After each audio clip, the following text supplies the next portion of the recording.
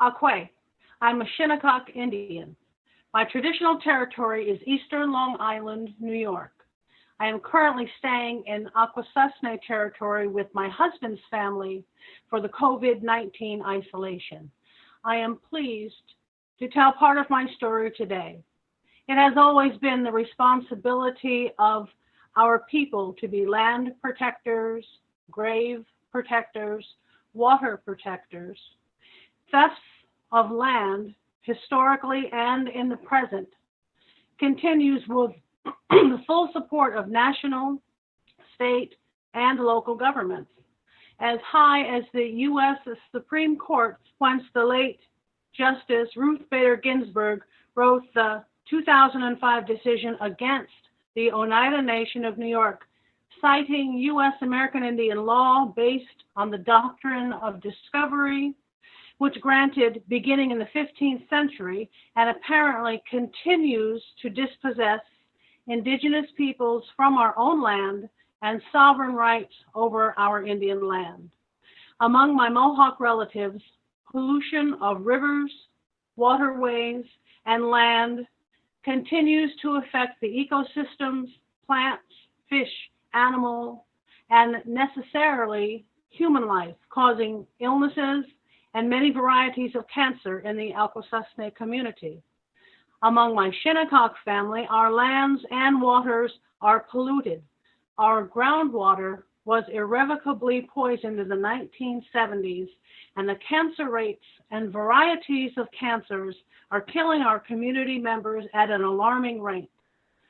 Runoff from golf courses and estates whose chemicals travel right to our small reservation is pollution created by and for the financial benefit of non-Shinnecocks who hold stolen land and now abuse those lands.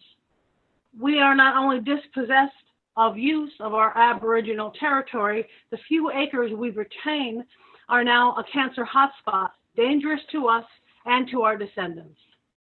The Shinnecock cannot freely access our Shinnecock Hills, a sacred place where ancient burials are desecrated and unearthed with shameful regularity by proponents of dangerous overdevelopment, including business people and town and county officials who issue the building permits.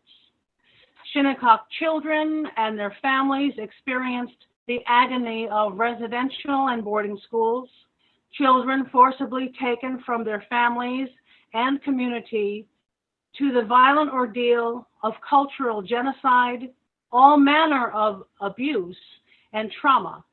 In the statistics among the American Indian, the last U.S. Census confirmed that the average household income for a Shinnecock is $14,000 annually. This while surrounded by one of the wealthiest communities in the world. The Potawatomi Medicine Lodge, or PML Circle, is a group of Shinnecocks who established our prayer group to be one of action, helping to address the substandard housing in our reservation community. 4 of our earliest houses, rehab and replacements, were for Shinnecock mothers and grandmothers raising children, 2 of which had no modern plumbing. One grandmother used to get up in the night if it were storming outside to make sure the rain wasn't coming through the roof, falling on the grandchild. Another grandmother used to have to draw water from a hand pump in the yard, but was unable, because of her health, to haul that heavy bucket back into the house. These stories sound like they're from the 1700s or 1820s or 1920s, but these families in crisis are living right now in our reservation community. Racism, prejudice, fear, hate, politics, and despair play a mighty strong role in keeping Native people in dangerous and desperate circumstances, and it creates and supports generational poverty. But, my friends, when one has little to lose, there isn't any point in keeping quiet, no point in suffering in silence. When Native people are not given justice, then those in power are not telling the truth when they say they believe in a God of justice. The rights of our people to our lands and to our sovereignty, the right to our own languages and spiritual practices, the right to trust treaties and agreements made with governments must be recognized and honored and protected in order for peace to ever be ours. This is all I have to say. Aho.